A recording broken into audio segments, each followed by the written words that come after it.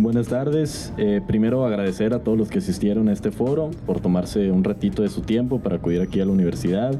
Sabemos que pues entre semana no es fácil dejar las actividades de lado, acudir, pero muchas gracias a los que están aquí por su presencia. Yo soy Jacobo Mendoza Álvarez, tengo 18 años, soy estudiante de la carrera de Administración Pública. Aquí están algunos compañeros también de la carrera, de tercer semestre. Pues primero, la bienvenida a las diputadas que también se tomaron un tiempo y la oportunidad de venir hasta acá desde Guadalajara, y junto con mi compañera Daniela Armenta vamos a estar conduciendo este foro.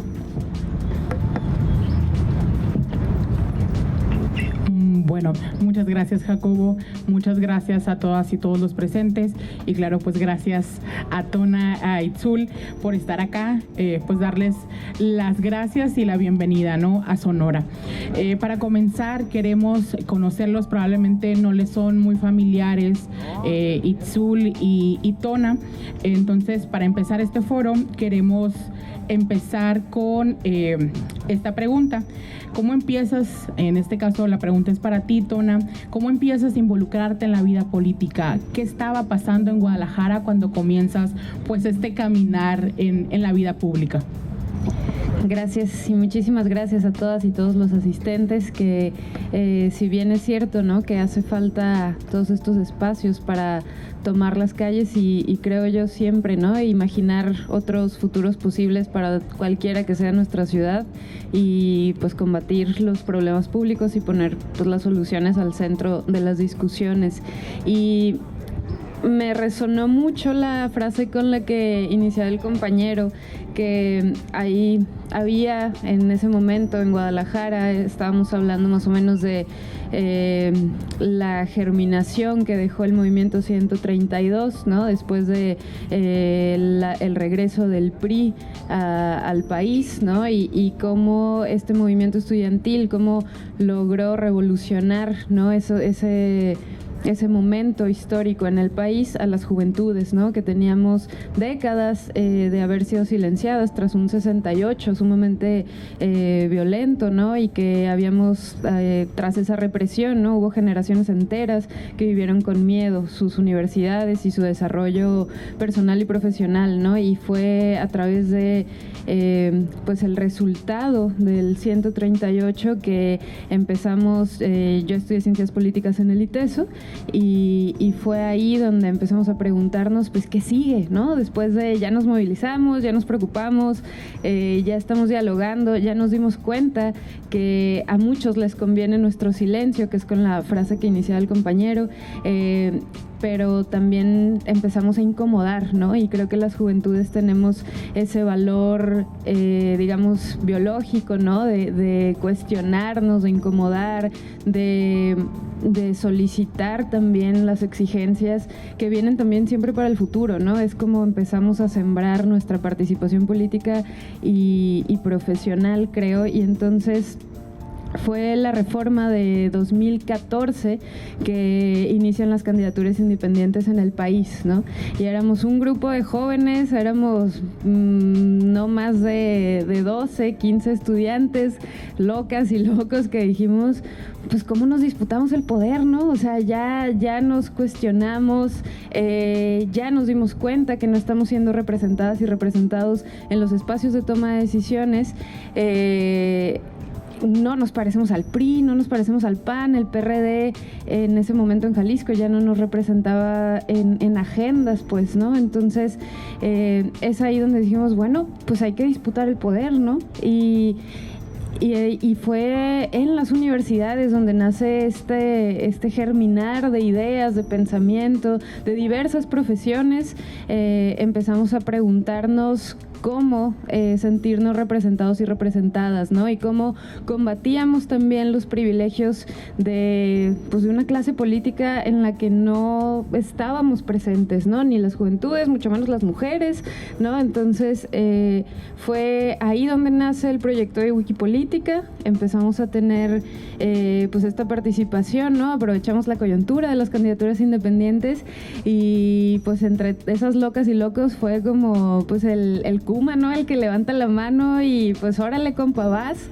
Y Y estuvo pues un proceso muy interesante porque también era una figura institucional nueva, ¿no? Y que ni la institución electoral realmente sabía qué se necesitaba para que las candidaturas independientes jugáramos en igualdad de condiciones incluso, ¿no? Entonces nos tocó también ser parte como de una mejora de ese recurso como tal, ¿no? Como en las candidaturas independientes. Ganamos, honestamente no nos lo esperábamos, pero pues también había un hueco de representación, ¿no? Entonces ganamos el distrito 10 de Zapopan, que es un municipio de los más grandes y económicamente muy importantes de la zona metropolitana de Guadalajara. Y pues es así como inicia mi participación política, ¿no? Y en una formación de una construcción de diálogo sumamente colectiva, muy pues me atrevería a decir hasta purista en términos democráticos, ¿no? Cualquier decisión se consultaba como en términos de asamblea, se discutía y así era como tomábamos decisiones, ¿no? Las donaciones, por ejemplo, que las candidaturas independientes tienen mucho esa característica de tener aportaciones privadas, colectivas, pues no recibíamos más de 7,000 pesos por persona, ¿no? Y nos fuimos muy rígidos en términos del gasto que teníamos que hacer, ¿no? En la primera diputación de una candidatura independiente en el país, logramos quitar el fuero en Jalisco y reducir el presupuesto público de los partidos políticos, ¿no? Entonces, la movilización de las juventudes y todo este germinar fue muy importante y claro que cambió la vida política de nuestro estado y por eso fue pues tan icónica la participación que tuvimos desde las juventudes, ¿no? Entonces, es en ese momento que empezamos a crecer. También Kuma fue muchas gracias, un fenómeno pues nacional, ¿no? Que nos inspiró y nos ilusionó en muchísimos otros estados. Wikipolítica empieza a crecer como células. Tuvimos presencia en 7 ciudades. Yo me mudo a Ciudad de México por trabajo también. Trabajé en Transparencia Mexicana desde la sociedad civil. Estábamos construyendo la ley 3 de 3, entonces es en 2018 que volvemos a participar Kuma al Senado de Jalisco. Logramos 1 millón de votos, que si no fuera por la coalición Movimiento Ciudadano no nos hubiera ganado. Tuvimos 14 candidaturas independientes en la zona metropolitana y una al interior del estado. Nosotros participamos en Ciudad de México con una candidatura independiente. Nuevo León y Mérida también lograron las firmas y fue pues ahí donde empezamos nuestro movimiento político. Fue muchísimo aprendizaje y pues llegaron todas las derrotas, ¿no? Obviamente no ganamos nada, y es ahí donde seguimos cuestionando por qué, ¿no? ¿Por qué no estábamos siendo representadas y por qué no estaba la agenda de las juventudes ni de los grupos menos favorecidos puestas en la opinión pública, ¿no? Porque el tema del agua, la vivienda, la protección a los bosques, los derechos de las mujeres, la despenalización del aborto, porque nada de eso importaba a ninguno de los partidos en ese momento en Jalisco, ¿no? Y entonces, pues, llega el cuestionamiento de, bueno, ya no lo logramos con este recurso que fue muy limitado, ¿no? Porque habíamos tenido más de 1 millón de votos en Jalisco y no habíamos ganado absolutamente nada, ¿no? O sea, y por ejemplo, pues en una candidatura a la presidencia, si pierdes, pues a lo mejor quedas como un representante por el voto popular, ¿no? Por la representación de tus votos. En las candidaturas independientes, pues participas y te quedas, ese 1 millón de votos o esas 1 millón de personas se quedaron sin representación de la fuerza política que habían decidido votar, ¿no?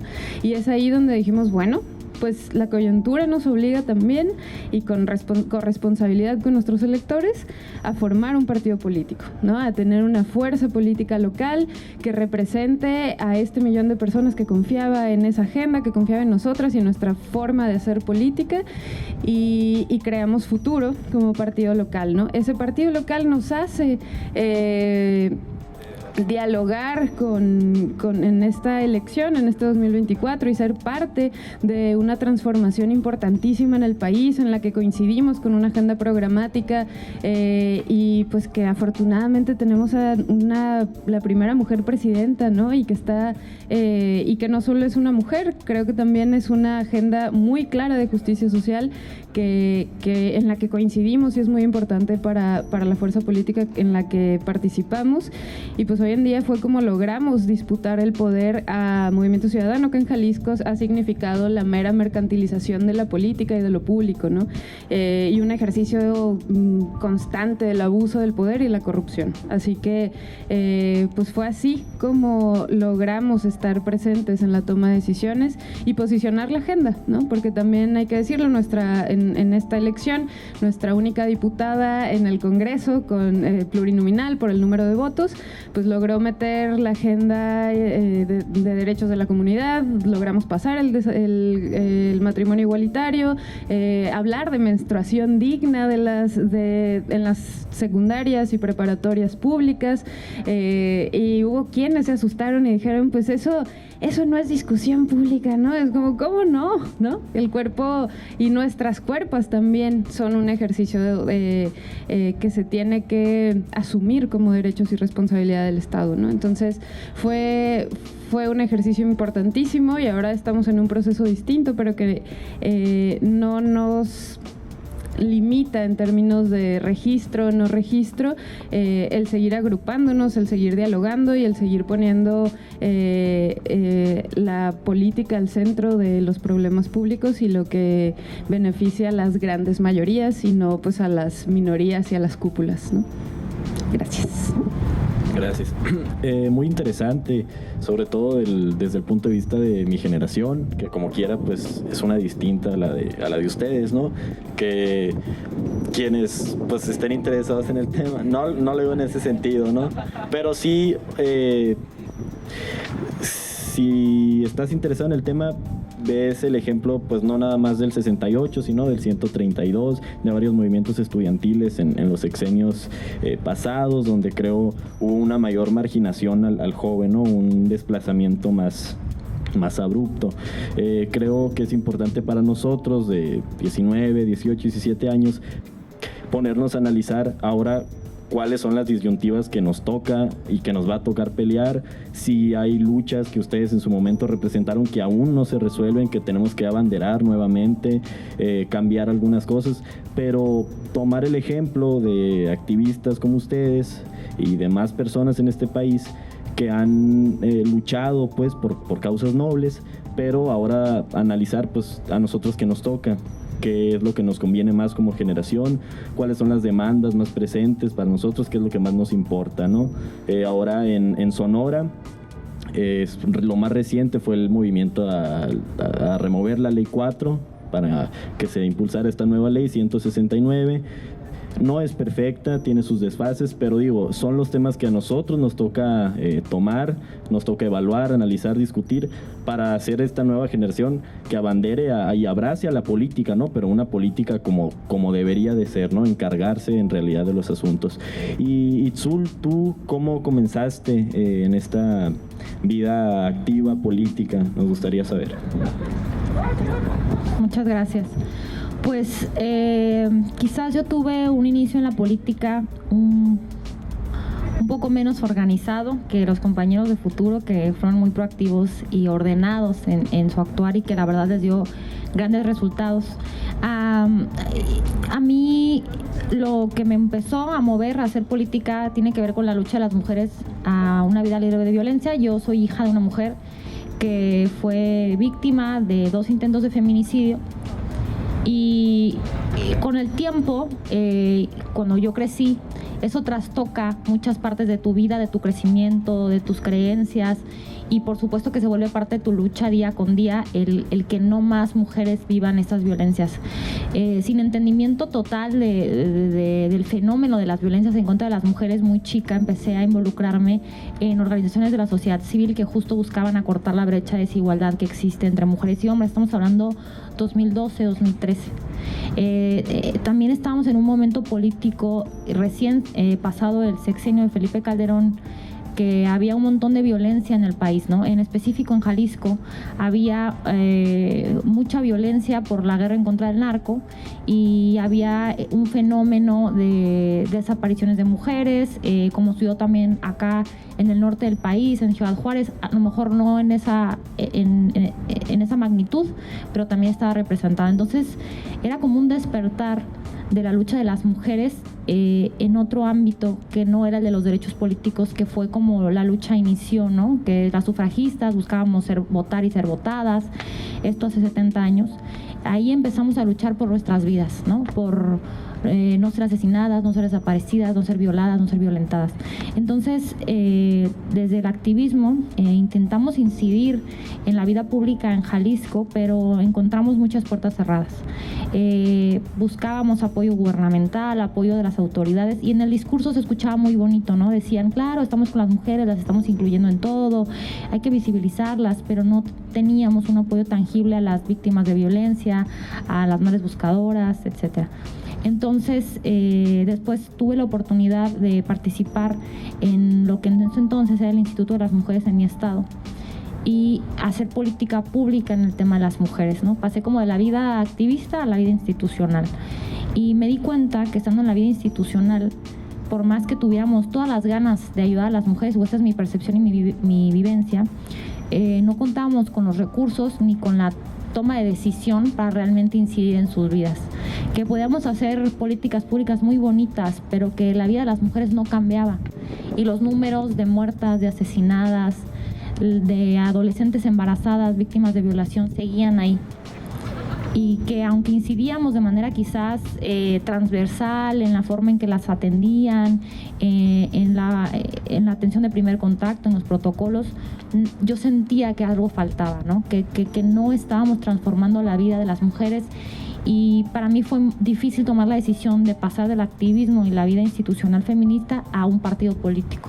Porque históricamente nos han dicho a los jóvenes, que ya no somos tan jóvenes, ya entendimos, que los partidos políticos están llenos de estos señores y ahora señoras de traje que toman decisiones y no toman en cuenta a la gente, que se enriquecen a través del recurso de la gente, que ponen al centro sus intereses propios y servirse a ellos en lugar de servir.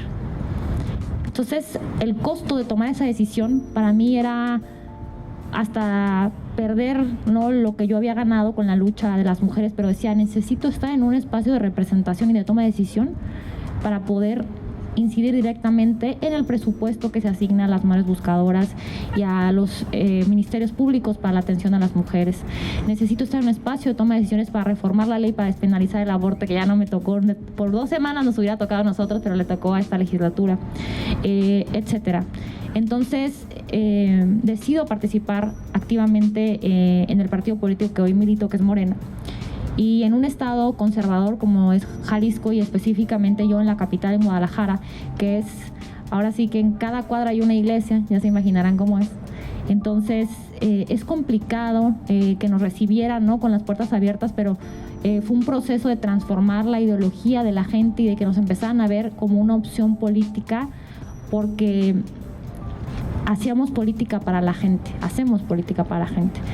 Y hace rato me preguntaban, porque tuvimos un podcast de Pensadero, por si lo quieren escuchar, que por qué yo había decidido militar en el partido que milito, y yo les decía que la única razón por la que yo hago política es el tema de la libertad de decidir, de hablar y de hacer lo que a mí en mi ideología, en mis luchas, me mueve y me duele. Hacemos política porque nos duelen las cosas. Y si yo estuviera en un espacio de representación donde me dijeran qué hacer, qué decir o por qué luchar, no participaría. Participo porque puedo decir, hacer y estar en donde quiero estar. Y así puedo representar dignamente las causas que a mí me mueven. Entonces, para responder la pregunta en resumen, llegué aquí porque algo en mi vida me trastocó, para entender y pensar que si no alzaba la voz y no luchaba de un espacio de toma de decisión, no iba a poder incidir en la vida de lo que a mí más me dolía, que era las mujeres que vivían violencia, que viven violencia, y sobre todo en un estado en el que nosotras vivimos, que es el estado número 1 en desaparecidos, número 1 en feminicidios, y que por el momento tenemos un gobierno indolente y opresor que no hace nada. Y tenemos que estar ahí para alzar la voz, pero también para incidir y cambiarles las vidas, ¿no? Para intentar que cada día las ciudades sean un poquito más seguras para nosotras, poquito más incluyentes para nosotras, y que tengamos la libertad de movernos, de trabajar, de estudiar, igual que la tienen los varones, ¿no? Entonces, esa es la respuesta. Muchas gracias. Gracias, Itzul. Fíjate, volviendo al tema que hablábamos hace ratito, que Jacobo platicó así muy levemente, y en el tema de los movimientos estudiantil, pues aquí en Sonora también tenemos nuestra historia, y spoiler, sale mal, corría por ahí el año del 91, cuando un personaje que ustedes probablemente conocen, cuando llega Beltrones a la gubernatura del estado, y lo primero que hace, o de las primeras cosas que hace, es la famosa Ley 4, ¿no? Ley Beltrones, que llamamos para que no se nos olvide quién fue el responsable, culpable de esa situación, pero en grandes rasgos, la Ley 4 viene y deshace todo eso que se había construido con el principio de la universidad, todas aquellas prácticas democráticas que constituían a la universidad, y pues también el cobro de cuotas, ¿no?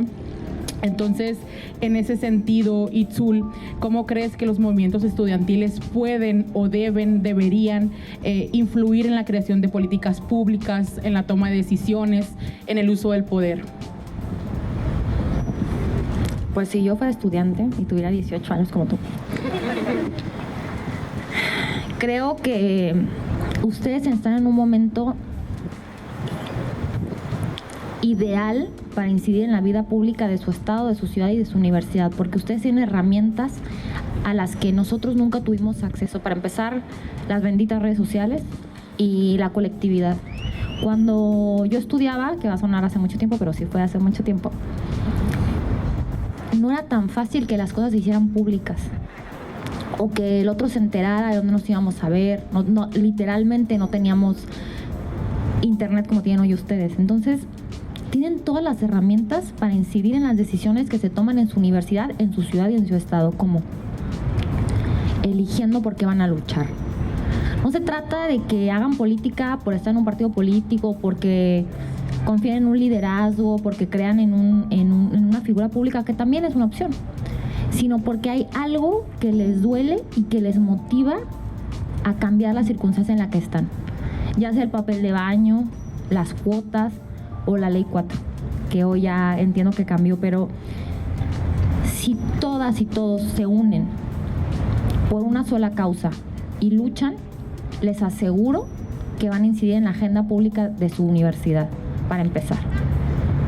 Y porque es importante, porque es el espacio que ustedes habitan, que es de ustedes y para ustedes, y que la educación pública debió estar creada y debe estar creada para que ustedes la disfruten, para que ustedes se formen y para que, por supuesto, no le estén pasando mal pagando cuotas, trayendo ustedes su propio papel de baño y subsanando estas faltas de la parte administrativa que no les deberá tocar a ustedes solucionar, porque para eso se supone que hay tomadores de decisiones que deberían de subsanar eso sin que ustedes estuvieran preocupados más que por estudiar. Pero como no es así, tendrán que ustedes presionar a través de la colectividad que esas cosas cambien. Y la única forma que pueden hacerlo es si realmente trabajan unas y unos con otros, no importa si estudian economía, si estudian derecho, si son químicos, pues todos habitan la misma universidad.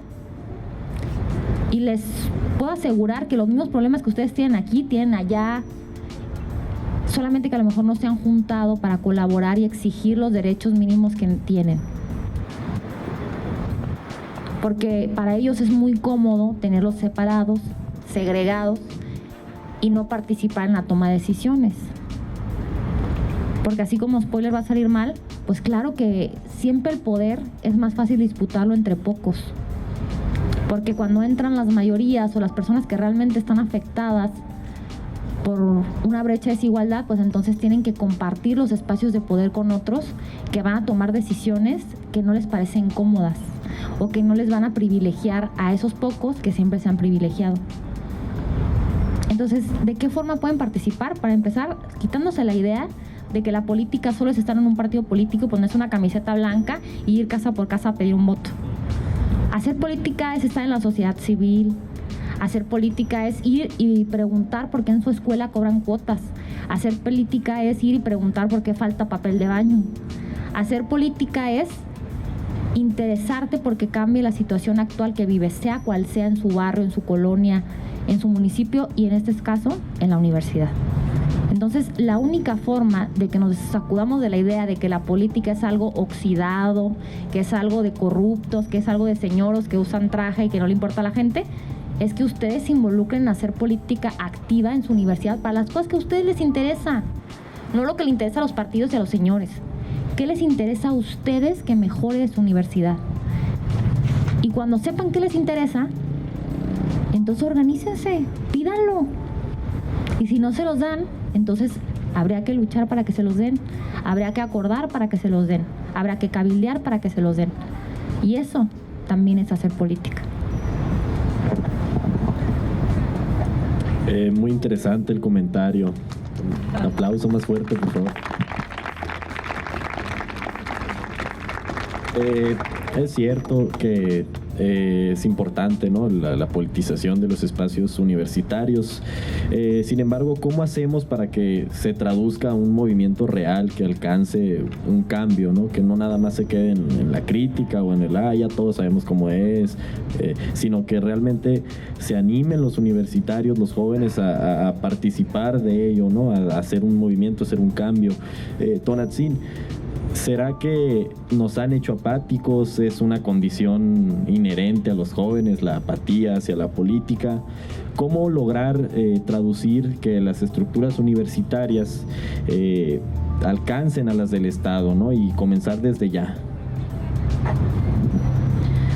No, yo creo que al contrario, no somos esta idea de que las juventudes somos apáticas. Creo que es lo más, el pecado más grave que podemos cometer, y no soy católica, ¿no? O sea, la neta ha sido muy conveniente, ¿no? Y en nuestro quehacer político, al menos desde esta fuerza política, algo que nos dimos cuenta, pues fue que si tú no haces política, si tú no te involucras, si tú no participas en la toma de decisiones, alguien más va a venir a hacerlo por ti, ¿no? Siempre va a haber un espacio o un hueco, digamos, de poder o de toma de decisiones, que si no eres tú, va a venir cualquier otra persona y lo va a hacer en tu nombre, ¿no?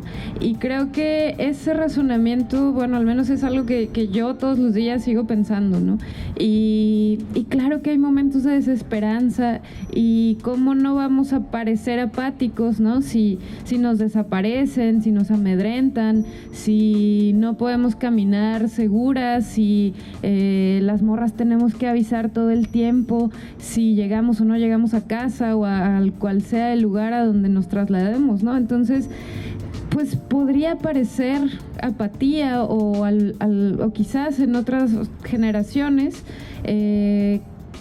quiso parecer así porque era conveniente para quienes estaban tomando decisiones por este mismo razonamiento, ¿no? Porque pareciera que es más fácil, ¿no?, si mientras no estemos organizadas, como decía Itzul hace rato, ¿no? De mientras no estemos en unidad, en comunicación, con una organización política firme, con posicionamientos que nos interesan a todos, que no tengamos diálogo o estemos en intercomunicación, pues claro que es más fácil para quienes toman lo público y se aprovechan de ello, tomar decisiones en nuestro nombre, ¿no? Y mientras nosotras permanezcamos lejanas a las decisiones colectivas o las decisiones de impacto público o sí, generalizado, pues pareciera que es apatía, ¿no? Pero más bien ha sido conveniencia de cúpulas que históricamente han tomado decisiones a través de sus propios privilegios, ¿no?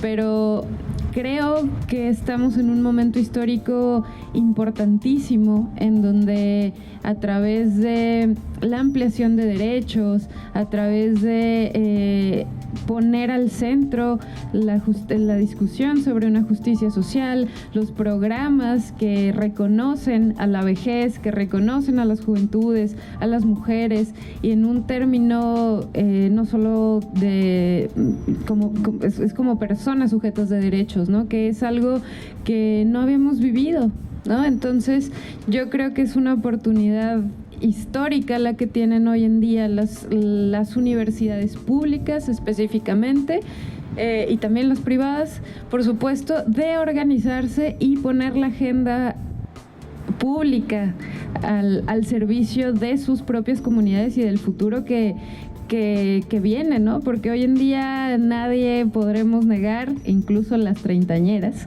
que no tenemos acceso a una vivienda, no tenemos un futuro muy prometedor que digamos, ¿no? Y no es que no lo tengamos, es que sí lo tenemos que construir, ¿no? O sea, nada va a estar regalado ni va a venir de arriba para abajo, ¿no? Es algo que creo que tenemos claro desde los movimientos estudiantiles, desde el activismo, de la organización civil, que las propuestas tienen que tener también un tipo de vaivén, ¿no? Y que tampoco podemos permitirnos dejar a los estados solos tomando decisiones, ¿no? Porque entonces, una vez más, ¿no? No es desde la apatía, sino es desde la exclusión de nuestras opiniones y de los problemas que vivimos a diario. Entonces creo que a través de la organización y además pues tenemos el privilegio del conocimiento en las universidades y es tiempo también de aprovecharlo y llevarlo a los espacios de toma de decisiones. ¿Y cómo? Pues sí, si a veces se necesita marchar, si nos tenemos que morir de hambre unos días a veces, y desgraciadamente así ha pasado, ¿no? Que en Jalisco la ley vicaria, por ejemplo, y que hay que echarle un ojo a lo que aprobaron porque lo hicieron muy mal, pero fue a través de las colectivas organizadas que no se habría tipificado cierto delito de violencia ejercida por un tercero, que regularmente son hacia las mujeres. Este delito no estaría tipificado o no estaría en la discusión pública, ¿no? Y es así como desgraciadamente a veces pues sí tenemos que poner hasta el cuerpo, pues, pero entonces ¿cómo? ¿No? Entonces ¿cómo no? Y es como, sí puede ser a través del diálogo, a través de las redes sociales, a través de foros, a través del diálogo, de la discusión, de la propuesta, pero yo les invitaría a aprovechar nuestro privilegio, el privilegio del conocimiento, el privilegio de tener estos espacios de diálogo y converger, ¿no? Y llevarlos a la toma de decisiones y de exigencia, ¿no? Porque pues para eso hoy en día tenemos un gobierno de izquierdas que si bien es ideológicamente sensato, pues claro que las juventudes van a ser una prioridad. Entonces creo que siempre va a ser a través de la organización popular que se den las transformaciones significativas en la vida de la gente.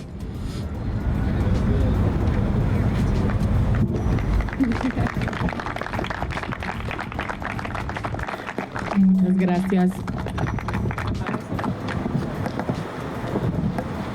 Gracias. Bueno, en esta parte de los partidos políticos y lo que decíamos de cómo hemos concebido esta idea errónea de la política y cómo lo vinculamos directamente a los partidos políticos, y ya, o sea, ligando esta parte de partidos políticos con movimientos estudiantiles, Itzul, ¿tú qué crees? Creamos un partido político como estudiantes organizados, no nos unimos a uno que ya existe, creamos uno, decidimos no participar. ¿Cómo crees que deberían o deben, o en tu experiencia, se han creado estas alianzas entre los movimientos estudiantiles, las organizaciones civiles con las organizaciones gubernamentales, ¿no? Las instituciones gubernamentales? ¿De qué manera debería ser o te ha tocado a ti vivir, pues, ¿no? ¿Cómo ligas esta parte de sí me organizo como estudiante y cómo puedo acercarme a la parte gubernamental? Yo creo que antes de pensar en crear, convivir, afiliarse a un partido político, primero deben de definir qué es lo que les duele. Entonces, si lo que les duele es, por ejemplo, que nos cobren cuotas, habría que ver si hay un partido político que ya exista que le duela lo mismo que a ustedes. Si no es así, también hay que pensar cómo vamos a solucionar esa cosa que nos duele. ¿Es necesario un partido político o se soluciona desde las aulas, desde tomar la escuela? Yo soy muy rebelde, así que no me pregunten. Si lo que les duele necesariamente necesitan un partido político, pues entonces busquen uno que sea afín, donde puedan militar, pero realmente ver la participación política como la participación partidaria me parece reducir a la lucha, las luchas en general que han dado los movimientos estudiantiles de las mujeres, de la diversidad sexual, del campo, a decir que si no hay partidos políticos, si no participamos en los partidos, pues entonces de nada sirve luchar. Yo creo que lo primero es decidan por qué luchan y después cómo quieren luchar y cómo quieren solucionar esa cosa que les duele. Más allá de dónde participan, con quién participan o de qué color se visten en una campaña electoral. Porque no necesariamente van a estar de acuerdo con la ideología política de un partido si lo que a ustedes les mueve es algo de su universidad. Sin embargo, si hay algo que de manera colectiva les mueva, que puedan solucionar de manera político-electoral, pues entonces sí, únanse a un partido político, creen uno. Por ejemplo, en Jalisco tenemos un caso que la Universidad de Guadalajara es un espacio sumamente politizado, excesivamente diría yo. No sé si vamos a llegar a esos excesos, pero allá es un espacio completamente politizado, tan es así que crearon quienes ahí estudian, quienes ahí trabajan, un partido político local que se llama Hagamos. En esta elección del 2024 fueron en coalición con nosotros y con Futuro, y ellos también lograron representación en el Congreso local. Y pues evidentemente ellos tienen una representación a lo largo y ancho del estado porque pues tienen una vida estudiantil y académica, administrativa bastante grande.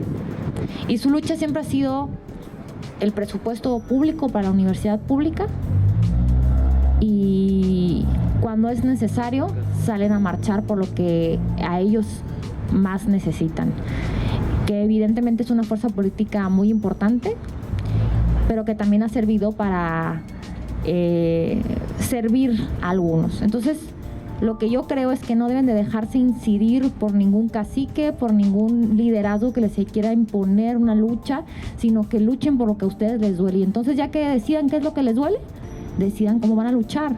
Porque ni yo les puedo decir cómo si yo no sé qué le hace falta a las y los estudiantes de la Universidad Pública de Sonora.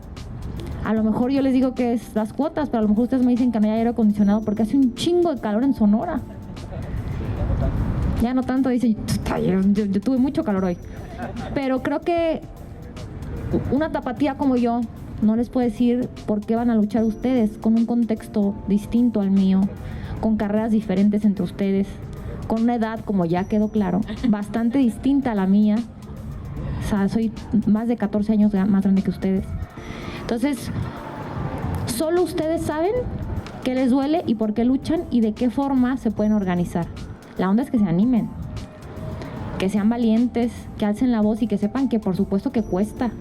Y no hablo de dinero, cuesta esfuerzo, cuesta tiempo, cuesta resistencia, pero que les aseguro que si ven frutos de su lucha, cual sea que decidan que es, nada va a ser más gratificante que el que logren apagar sus dolores con el esfuerzo colectivo de impulsar las causas que realmente son importantes.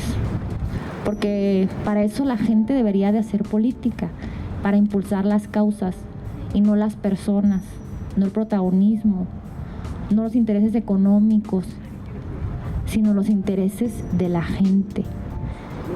Y si ustedes son la gente que se organiza, pues nadie los va a poder parar. Solo, pues anímense.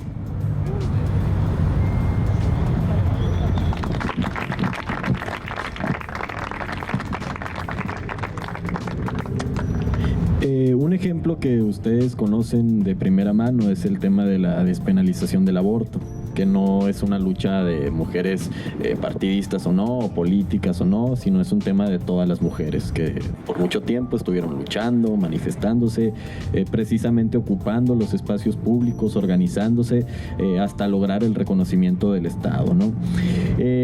Aquí la pregunta es cómo los universitarios, los estudiantes, que a fin de cuentas es una etapa que termina, cómo logran mantener los movimientos y las causas a través del tiempo, sin que se desvirtúen, sin que se corrompan, sino mantener, tal vez cambian las luchas, cambian las personas, pero que la virtud o la esencia de los movimientos y de los causas se mantenga, pues, ¿no? O sea, la famosa frase de Allende, ¿no? O sea, ser joven y no ser revolucionario es una contradicción hasta biológica. ¿Cómo mantener ese espíritu de los jóvenes a través del tiempo, Tonantzin? Me estoy sintiendo cada vez más vieja en cada participación. No, pues la juventud está en el espíritu, no en el número. No, pues también nos cansamos. Somos seres humanas y la verdad es que también luchar es agotador, es desesperanzador a veces. Hay muchas derrotas en el camino y también es algo que tenemos que asumir, ¿no? Para resolver los problemas públicos o que nos duelen, nos aquejan. También hay que estar preparadas para caer y para levantarnos una y otra vez, porque hay muchas resistencias, hay muchos intereses, ¿no? Y es ahí donde encontramos valor, pero creo mucho que la desesperanza también es una fuente de fuerza, de virtud, ¿no? Que las derrotas también a través de la derrota se gana, pues, ¿no? O sea, cuántas elecciones se han perdido, cuántos años y años pasamos, generación tras generación, para la despenalización del aborto, ¿no? ¿Cuántos años duramos las mujeres para ser reconocidas ante el voto? Pasaron 200 años sin que tuviéramos una presidenta, ¿no? O que tomara decisiones. E independientemente de los partidos, de las de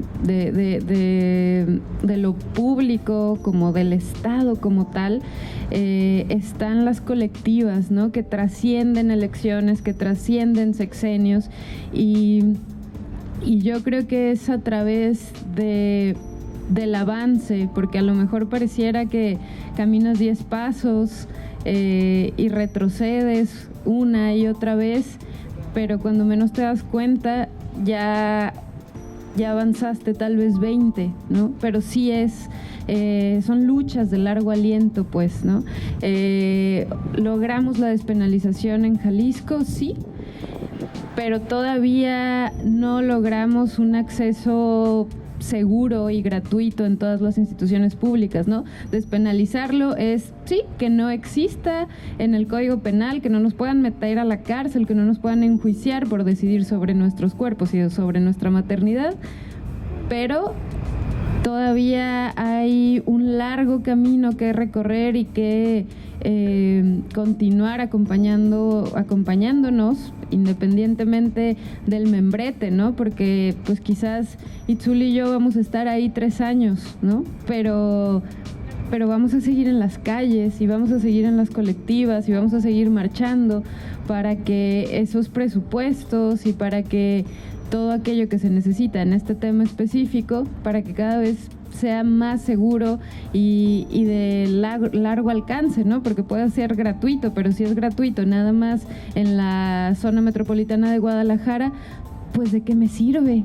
Si son también la prioridad las mujeres pobres y las mujeres que no están necesariamente en las zonas, pues en la ciudad, ¿no? En el centro de la ciudad, que son también las regiones que tienen que ser atendidas, ¿no? Entonces, creo que sí, fue una gran victoria, es innegable y la celebramos y la abrazamos, mas somos conscientes de que en la colectividad también Y hay relevos, ¿no? Hay relevos de los que nos podemos echar mano y decir, va, ¿no? Ahora te toca a ti, compañera, ¿no? Síguele, te paso la estafeta, porque para hoy somos nosotras las que estamos acá, pero ojalá en 3 o 6 años pues alguna de ustedes esté contando también esta experiencia, ¿no? Porque al menos para mí es claro, ¿no? Yo también participo para que el día de mañana sigan siendo otras las compañeras que ocupen estos espacios,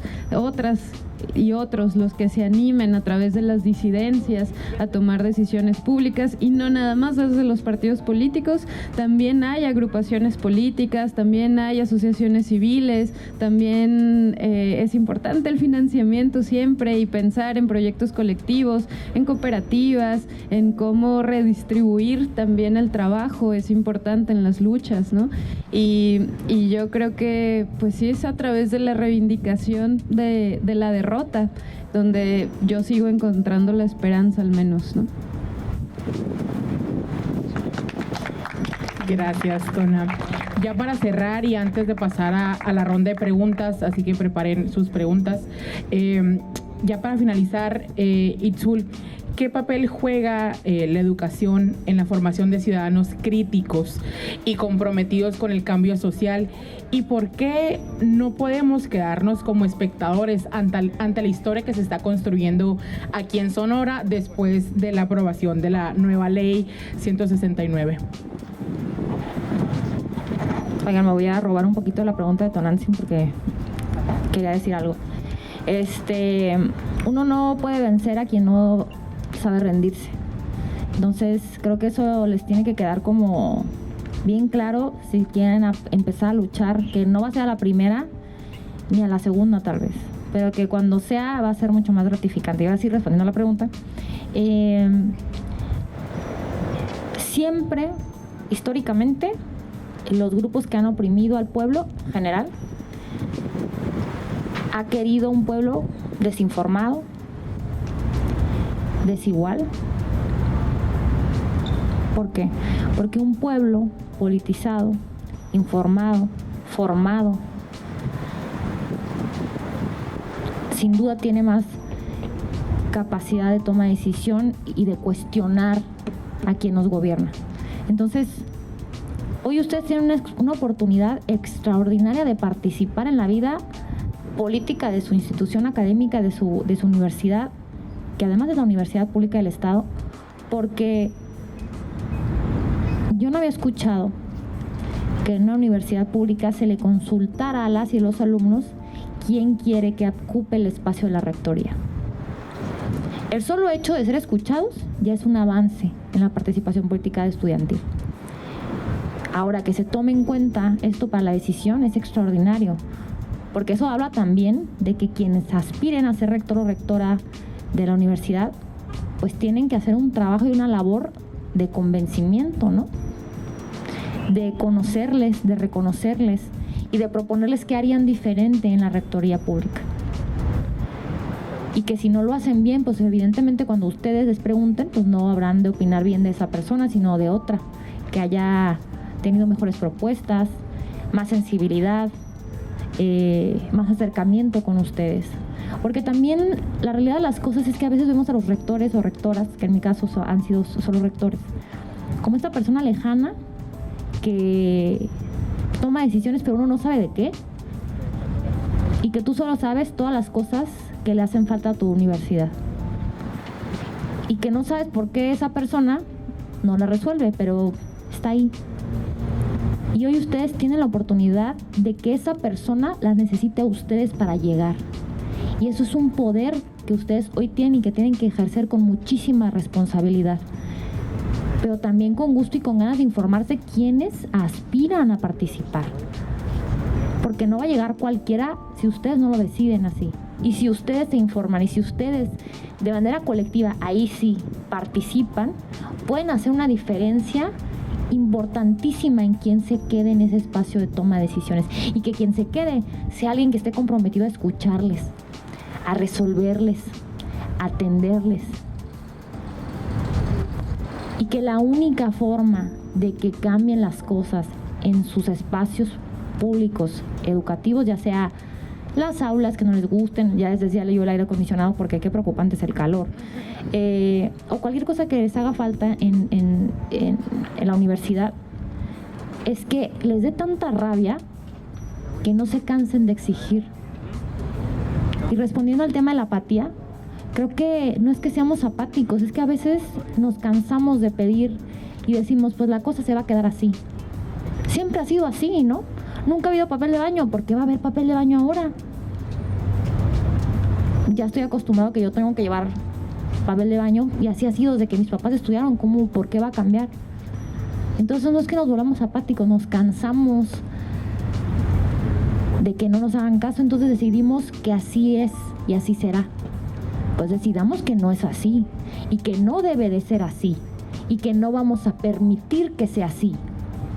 Y que tiene que ser diferente porque nosotros exigimos que sea diferente y que si quiere llegar a alguien a un puesto de toma de decisión en nuestra universidad, sea alguien que nosotros elijamos porque nos va a escuchar y porque las cosas que a nosotros nos duelen y nos llenan de coraje, las va a resolver. Y porque si no las resuelve, le vamos a recordar todos los días que le dimos la confianza de nuestro voto, de nuestra opinión, de impulsarlo para llegar a ese espacio. Y que nos tiene que cumplir, porque vino y nos prometió y nos dijo que las cosas iban a cambiar y que nos iban a quedar como se quedaban siempre. Entonces, ellos van a venir a pedirle su voto. Pues pídenle ustedes, ¿qué les van a dar a cambio? ¿Les van a prometer algo? Pues que se los cumplan. ¿En cuánto tiempo? ¿Cómo? ¿Con qué dinero? ¿Qué van a hacer con el dinero de la universidad? ¿Cómo la van a cambiar? ¿Qué va a mejorar si usted es rector? Cuestiónenles, que no se les haga fácil llegar. Y que cuando lleguen, les tengan miedo porque saben que van a ir y les van a tocar cuando no les cumplan. Y que les tengan que cumplir. Porque si no, ya saben que va a haber uno que le va a decir al otro, que le va a decir al otro, que le va a decir al otro, que le va a decir al otro, y que no los van a dejar tener una rectoría sin un señalamiento de las juventudes que están organizadas y que quieren que su universidad cambie. Y que cambie para ustedes, porque es de ustedes y para ustedes. Y que si eligen a alguien, sea porque ustedes lo decidieron y no porque alguien les dijo que votaran por esa persona, que sea en libertad, que sea democrático, que sea transparente y que entonces sí esta reforma a la ley haga una diferencia y que las cosas no se queden como siempre se quedaban y entonces sí no seremos apáticos porque veremos un cambio que viene de nuestro voto y de nuestra decisión, que es un poder extraordinario que hoy ustedes tienen, entonces úsenlo bien, con conciencia, con responsabilidad, pero sobre todo con coraje y con valentía para que las cosas mejoren en su universidad.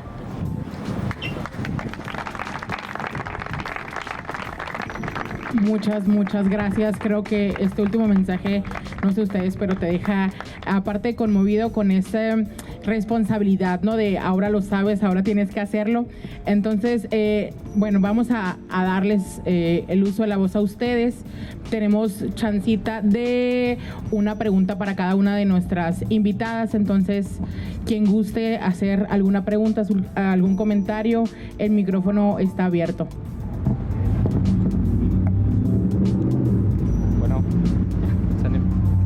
Dice Itzul que nada más no se vale la pregunta de la edad. Bueno, yo soy Elena, estudiante de comunicación aquí en la uni y pues me fascinó ahí lo que ambas han expuesto y me parece muy interesante sus carreras. Algo que pues a mí me llamó mucho la atención pues como mujer, como feminista, es que mencionaron pues lo de, y pues a mí también me gusta incomodar, lo de la dignificación de la menstruación. Creo que es algo que pasa muy desapercibido porque pues precisamente pues han estado los hombres más que nada en el poder pues en muchos años y creo que ahora estamos como en una especie de transición y creo que empezar a mencionar esos temas aunque incomoden creo que es muy importante y lo que quería preguntar es pues precisamente pues cómo es que ustedes lo llevan a cabo, cómo es que pueden como generar propuestas respecto a eso allá en su estado. Éjele. Esta fue una propuesta que hizo la compañera Susana de la Rosa como diputada de Futuro en esta legislatura que está por salir. Nosotras entramos, tomamos protesta el 25 de octubre y fue una propuesta que pues significó presupuesto, ¿no? Y mucha discusión, porque sí, claro que hubo legisladores que dijeron, no, Susana, ¿cómo vas a estar hablando del cuerpo de las mujeres? Eso es para la casa, ¿no? Eso es privado.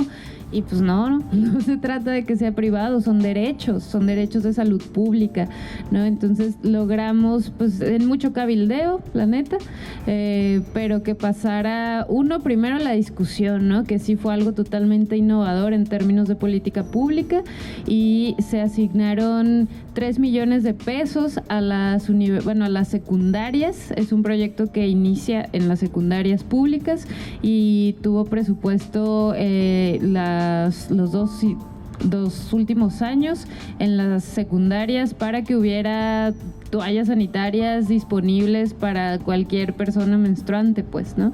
Entonces, sí fue algo importante en la discusión pública, que como bien dices, ¿no? O sea, es una transición no solamente por los cuerpos o cómo nos vemos, ¿no? Sino que hay temas de discusión pública que se han querido ignorar, ¿no? O se han querido mantener en lo privado cuando es un tema de derechos, ¿no? Y de reconocimiento a quienes somos, a nuestros cuerpos y a la responsabilidad del Estado de cuidarnos, ¿no? Y de darnos todos los derechos. Es un proyecto, es una política pública también que pretende crecer, y esperamos que pues también en la siguiente legislatura aumente el presupuesto y esté presente en todas las preparatorias públicas también y en las universidades, ¿no? Fue algo nuevo que nace en las secundarias, pero pues siempre yo creo que es un proyecto que necesitamos seguir ampliando, y pues lo vamos a mantener en la agenda pública de Jalisco.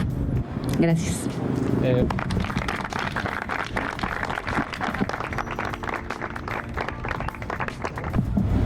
Bueno, agradecemos nuevamente a las dos ponentes y a los dos moderadores. Muchas gracias por asistir a este foro pensadero.